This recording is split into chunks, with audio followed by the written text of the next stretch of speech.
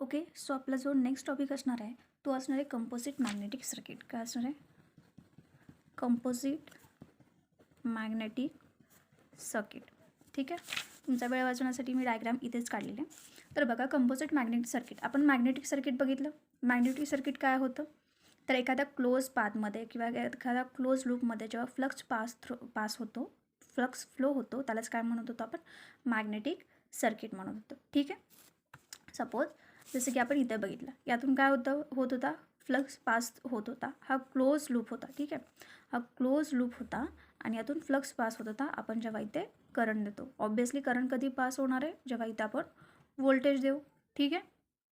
हां, तर यालाच काय म्हणत होतो आपण? मॅग्नेटिक सर्किट म्हणत होतो. पण आपण जितके मॅग्नेटिक सर्किट बघितले ते फक्त एकाच मटेरियलचे होते. म्हणजेच काय? तर या मटेरियलची प्रॉपर्टी एकच होती. याचा रिलक्टन्ससुद्धा काय असणार आहे? एकच असणार आहे, कारण मटेरियल एक आहे. परमियाबिलिटी मटेरियल थ्रू वॅरी करते. एखाद्या मटेरियलची कमी असते, जास्त असते, तसंच काय होणार आहे? याचं जे आहे ते परमियाबिलिटीसुद्धा काय असणार आहे? सेम असणार आहे. पण प्रॅक्टिकलमध्ये असं नसतं. प्रॅक्टिकलमध्ये जे असतं ते वेगवेगळे मटेरियल्स असतात, त्याचे वेगवेगळे क्रॉस सेक्शनल एरियाज असतात आणि तसंच वेगवेगळे परमियाबिलिटी आणि रिलेक्टिव्हिटीसुद्धा असते. ठीक आहे.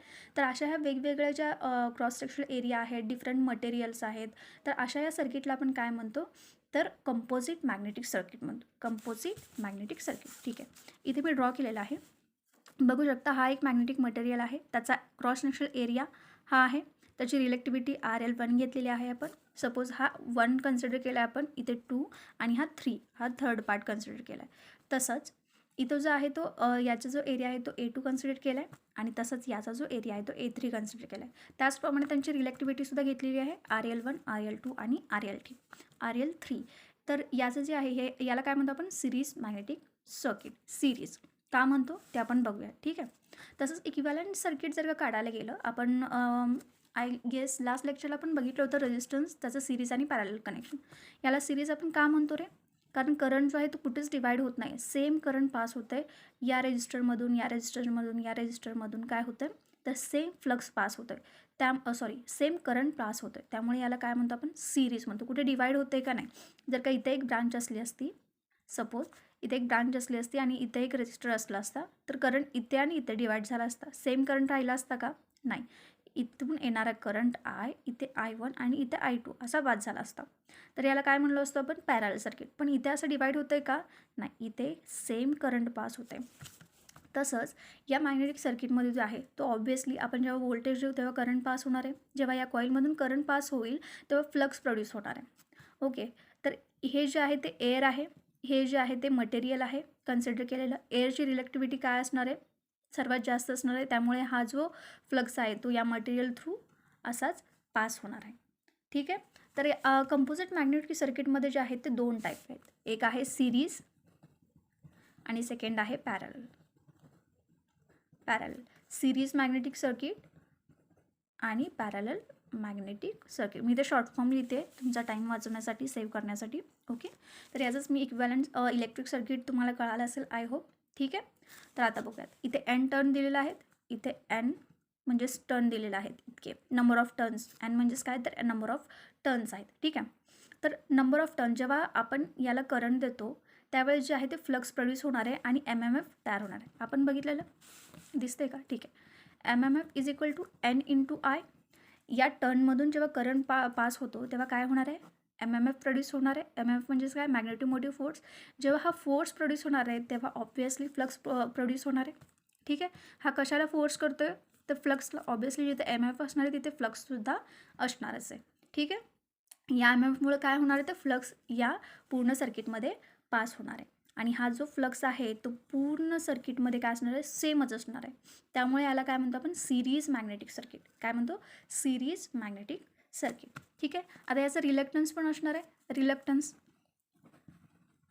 रिलक्टन्स कशाने डिनोट करतो? तर कॅपिटल एसने. याचा फॉर्म्युला पण बघितला होता, 1/μ0 μr L/A, where A is the area, L is the length आणि μ0 आणि μr काय आहेत? परमियाबिलिटी आहेत. μ0 काय आहे? तर ॲब्सोल्यूट परमियाबिलिटी आहे आणि μr काय आहे? तर रिलेटिव्ह परमियाबिलिटी आहे. ठीक आहे. आता इथे 3 रिलक्टन्सेस आहेत, म्हणजे या तिन्ही रिलक्टन्सची व्हॅल्यू येणार. सो आपण तिन्ही रिलक्टन्सची व्हॅल्यू लिहून काढूयात. S1 for this material we consider S1 काय येणार आहे? 1/μ0 μr L1/A1 एरियाला आपण स्मॉल एनी पण डिनोट करू शकतो, स्मॉल एनी पण. ठीक आहे, मी इथे कॅपिटल एनी डिनोट करते, तुम्ही स्मॉल एनी पण डिनोट करू शकता. ठीक आहे. तसंच S2 असणार आहे. S2 काय असणार आहे? 1/μ0 μr L2 अपॉन A2. याची लेंथ आणि एरिया ही वेगळी असणार आहे. ठीक आहे. ॲब्सोल्यूट परमिएबिलिटी तर फिक्स व्हॅल्यू असते μ0ची, आणि μr रिलेटिव्ह परमिएबिलिटी एअरपेक्षा किती रिलेटिव्ह आहे हे सुद्धा सेमच असणार. त्यामुळे आपण काय लिहिलं आहे ते μ0 μr लिहिलं आहे. μ01 μr1 असं आणि μ02 आणि μr2 असं लिहिलेलं नाही आहे. ठीक आहे. तसं S3चं काय असणार आहे? 1/μ0 μr L3 अपॉन A3. ठीक आहे. आता आपण एक फॉर्म्युला बघितला होता. रिलक्टन्स काय असणार आहे रे? मगाशीच बघितलं होता, R is equal to V upon I. तसंच यामध्ये काय बघितलं तर MMF upon flux. MMF upon flux. तर आता MMF यातून काढायचं असेल आपल्याला तर MMFचं काय फॉर्म्युला येणार आहे? Reluctance into flux. Reluctance into flux येणार आहे हा फॉर्म्युला. आय एम सॉरी, आता दिसते का तुम्हाला? आय होप तुम्हाला दिसत असेल. Just a second. ठीक आहे. MMF is equal to reluctance upon flux. Just a second. MMF is equal to reluctance into flux. ठीक आहे. फ्लक्स सिरीज सर्किट असल्यामुळे काय असणार आहे? सेमच असणार आहे पूर्ण सर्किटमध्ये. जसं मी इथे सांगितलं, पूर्ण सर्किटमध्ये काय असणार आहे? फ्लक्स सेमच असणार आहे. ठीक आहे. घेऊयात आपण इथे. आय होप तुम्हाला आता कळलं. ठीक आहे. फ्लक्स इज इक्वल टू काय, फ्लक्स काय असणार आहे? सेम असणार आहे through out the circuit. Through out the circuit. का? सिरीज कनेक्शन असल्यामुळे. सिरीज कनेक्शन असल्यामुळे. ठीक आहे. आता MMF बघितलं आपण, रिलक्टन्स इंटू फ्लक्स. आता फ्लक्स जो आहे तो सेम असणार आहे, त्यामुळे आपण इथे कॉमन काढूयात. प्रत्येक ह्याच्यामध्ये φ1 φ2 करण्यापेक्षा वेगळा नाही आहे, त्यामुळे φ1 φ2 येणारच नाही. प्रत्येककडं काय येणार आहे? Five into reluctance, five into reluctance येणार आहे. आता रिलक्टन्सची आपण व्हॅल्यू काढलेली आहे S1 S2 S3ची, तर ती आपण पुट आउट करून घेऊयात. काय येणार आहे? L1 upon μ0 μr A1 plus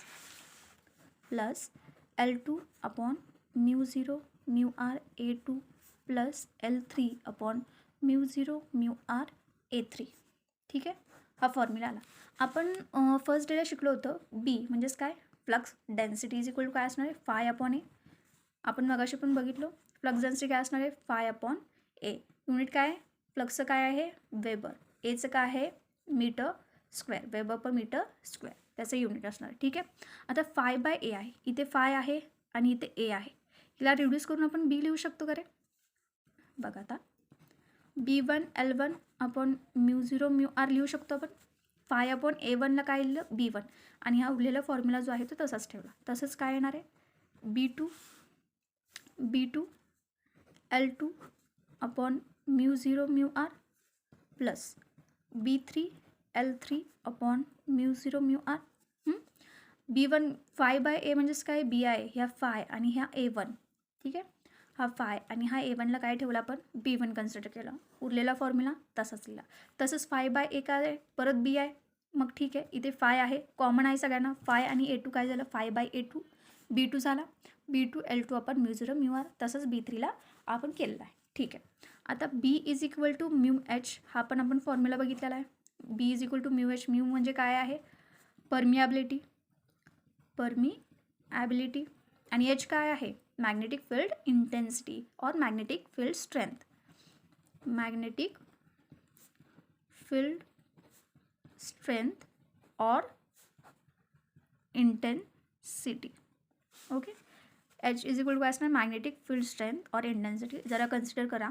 actually मी घरात शूट करते. ॲक्च्युली कॅमेरा पण फिट होत नव्हता, तर या कॅमेरासाठीच मी अबाउट हाफ ॲन आवर घातलेला आहे फक्त या सेट करण्यासाठी कॅमेरा, कारण काही इक्विपमेंट नव्हता.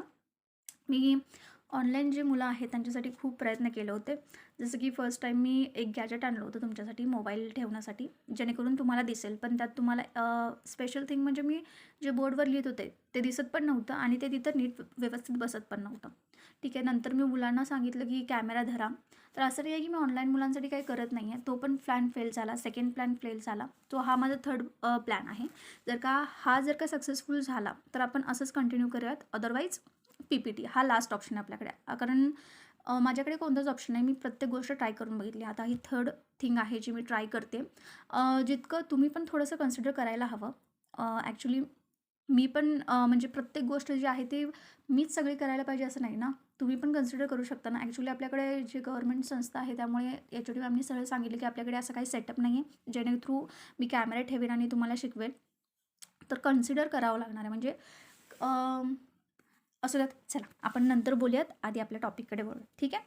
बी इज इक्वल टू काय होतं, म्यू एच. आता बघा, B is equal to mu into H. Okay. आता एच याच्या फॉर्म्युलावरून आपण एच काय काढू शकतो रे, H is equal to B upon mu काढू शकतो. H is equal to B upon mu.